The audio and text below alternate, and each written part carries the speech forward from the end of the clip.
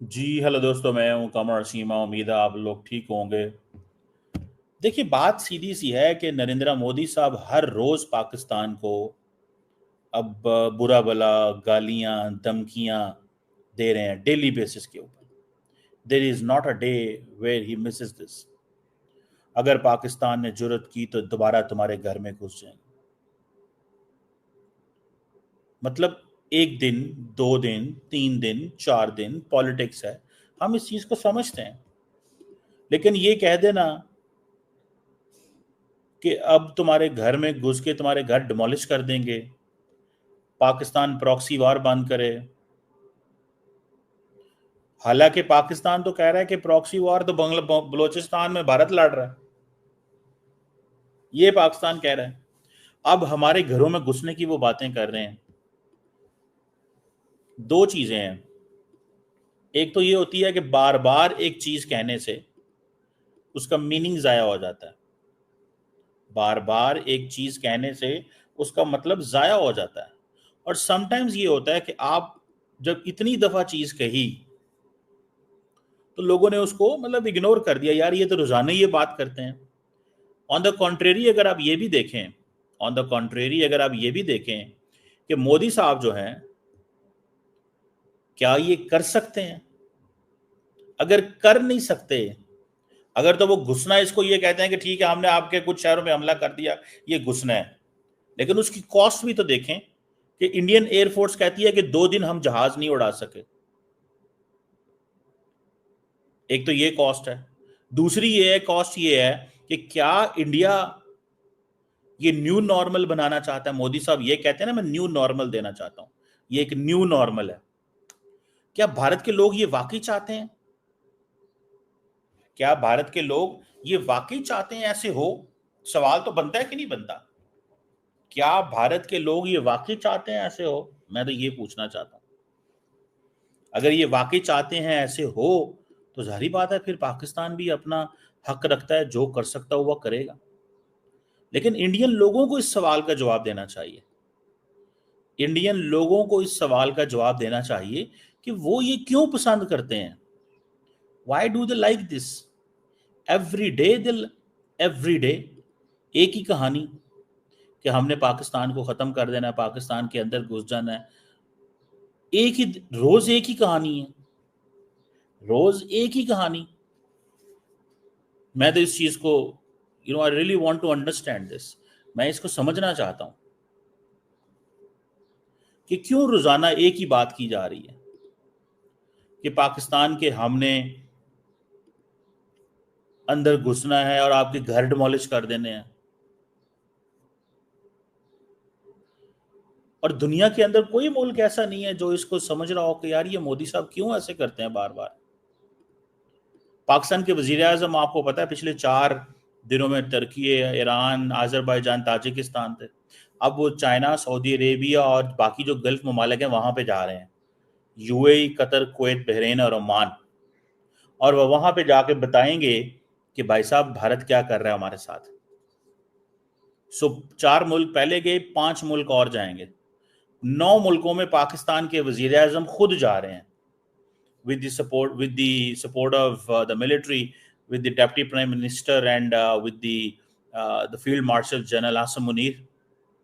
और जाके बताएंगे कि रोज हमें धमकियां दी जाती हैं, रोज हमें कहा जाता है कि हम तुम्हें धूल चटा देंगे, हम तुम्हें ये कर देंगे, डेली बेसिस पे। ये सुने, शायद मैं कुछ सुना सकूं। और उनके आकाओं के लिए काल बन गई है, काल। ऑपरेशन सिंदूर आतंकवादियों के खिलाफ भारत के इतिहास का सबसे बड़ा और सफल ऑपरेशन है, जहां पाकिस्तान की सेना ने सोचा तक नहीं था, वहां आतंकी ठिकानों को हमारी सेना ने मिट्टी में मिला दिया। लेकिन सवाल तो ये है कि ये जो लोग जिनको मारा गया है, ये कोई दहशतगर्द तो नहीं, तो ये तो बच्चे थे, खवातीन थी, लड़कियां थी छोटी छोटी, 18 के करीब बच्चे जो हैं वो जो शहीद हो गए थे। तो मोदी साहब जिस रविश में जा रहे हैं कि पाकिस्तान के पास जो जो जो वेपन्स हैं, क्या वो इंडिया नहीं पहुंचते, या वो इंडिया से जाने से पहले हवा में ही खत्म हो जाते हैं? मोदी साहब ये जो कर रहे हैं, भारत की आवाम को चाहिए वो खुद सोचें कि वो क्या बोल क्या रहे हैं सारा दिन। वो सारा दिन जो बोलते रहते हैं कि हमने पाकिस्तान पे हमले करने हैं, सारा दिन का ये उनका काम है। 24/7 एक ही चीज वो डिस्कस कर रहे हैं। और अगर नहीं कर रहे तो मुझे बताएं। अब पाकिस्तान का वजीर आजम भी अगर यही बात करे तो लोगों ने कहना है देखो जनाब। और मैं समझता हूं कि पाकिस्तान का वजीर आजम जानबूझ के खामोश बैठा हुआ है। ट्रस्ट मी, वो इसलिए खामोश बैठा है बिकॉज उसको पता है कि बोलने का फायदा ही कोई नहीं। खामोश बैठे रहो, बोलने का फायदा ही कोई नहीं, खामोश बैठे रहो, ये उनका मकसद है। और वो मेरा ख्याल है कि दे अंडरस्टैंड दिस, इस मीनिंग को वो समझ गए हैं। ठीक है ना जनाब, कि भाई जरूरत ही कोई नहीं है बात करने की, चुप करके बैठे रहो। देखो ये जो कर रहे हैं इनको बता दो कि हाँ जी हम ये कर रहे हैं, हम ये कर सकते हैं, आपने हमें देख लिया। आई विश कि कोई इंडिया के अंदर हो जो समझाए मोदी साहब को कि ये काम बंद कर दें यार, ये धमकियां रोज देनी पाकिस्तान को बंद करें। और बार बार धमकियां देने से क्या पाकिस्तानी कोई डर जाएंगे? किसको ऑडियंस कौन है मोदी साहब की? मोदी साहब की ऑडियंस इंडियन अवाम है। इंडियन अवाम को कहा जा रहा है,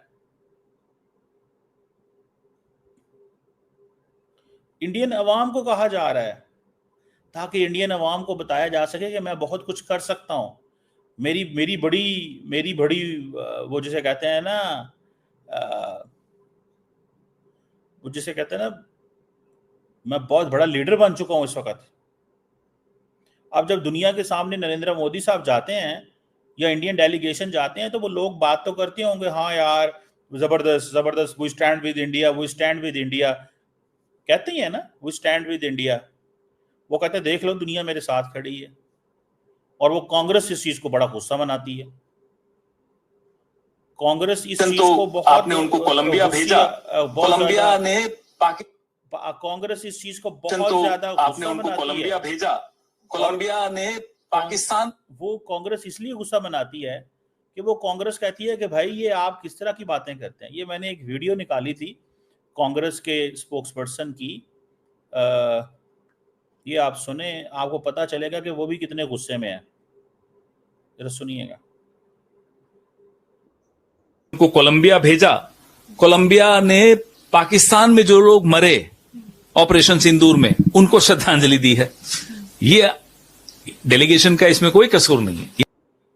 वो कह रहे हैं कि डेलीगेशन का इसमें कोई कसूर नहीं है, तो क्यों श्रद्धांजलि दी गई, ये सवाल है। आपकी सुर में सुर मिलाकर कहा हो कि पाकिस्तान एक आतंकी देश है, नहीं कहा। ऑपरेशन सिंदूर के वक्त कोई एक देश बता दीजिए जो आपके साथ खड़ा था जैसे पाकिस्तान के साथ। ये जैसे पाकिस्तान के साथ कौन खड़ा था? तुर्की, अजरबैजान, चाइना। मोदी साहब भारत को एक, मोदी साहब को पता होना चाहिए भारत की बड़ी स्ट्रेंथ है। भारत की स्ट्रेंथ को कॉम्प्रोमाइज ना करें। भारत एक ऐसा मुल्क है जिसको खित्ते के तमाम मुल्क देख रहे हैं तरक्की करते हुए, एंड इट्स एन इंस्पिरेशन। इस इंस्पिरेशन को ना अंडरमाइन करें, इस इंस्पिरेशन को ना अंडरमाइन करें। सुने, चाइना खड़ा था, टर्की खड़ा था, अजरबैजान खड़ा था और कई देश खड़े थे। अब ऑपरेशन सिंदूर के बाद मैं आपकी विदेश नीति के उदाहरण दे रहा हूं आपको, कितनी विफल है आपकी विदेश नीति। ऑपरेशन सिंदूर के बाद कुवैत, ईरान, यूएई, सबके एमओयूज पाकिस्तान के साथ साइन हो रहे हैं। ये ऑपरेशन सिंदूर के बाद है। कुवैत ने वीजा रेस्ट्रिक्शंस हटा दी हैं। और अभी कल रशिया और पाकिस्तान का एक करार हुआ है। रशिया जो हमारा पारंपरिक मित्र था 7-8 दशकों से, रशिया और पाकिस्तान का एक करार हुआ जिसमें पाकिस्तान की एक स्टील मिल जो बंद पड़ी थी, बहुत बड़ी स्टील मिल है, पाकिस्तान स्टील मिल उसका नाम है, उसको रिवाइव करने के लिए रशिया $2.6 बिलियन लगा रहा। अब देखें वो कह रहे हैं कि भाई तुमने क्या किया और क्या ना किया। सो मोदी साहब को चाहिए कि मोदी साहब, इंडिया बहुत बड़ा मुल्क है, from Colombia to Panama to New York to New Zealand, from वो जिसे कहते हैं ना Morocco to Malaysia, India is being seen as a big player. लेकिन आप सारा टाइम पाकिस्तान पाकिस्तान करते रहते हैं यार वोटों के लिए।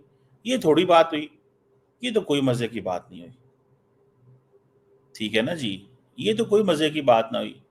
ये तो बस वो फिर उन्होंने कहा रूटीन में जो कहना था वो कह दिया, वो चल गया, मतलब and all that. I don't think so this is what it is there.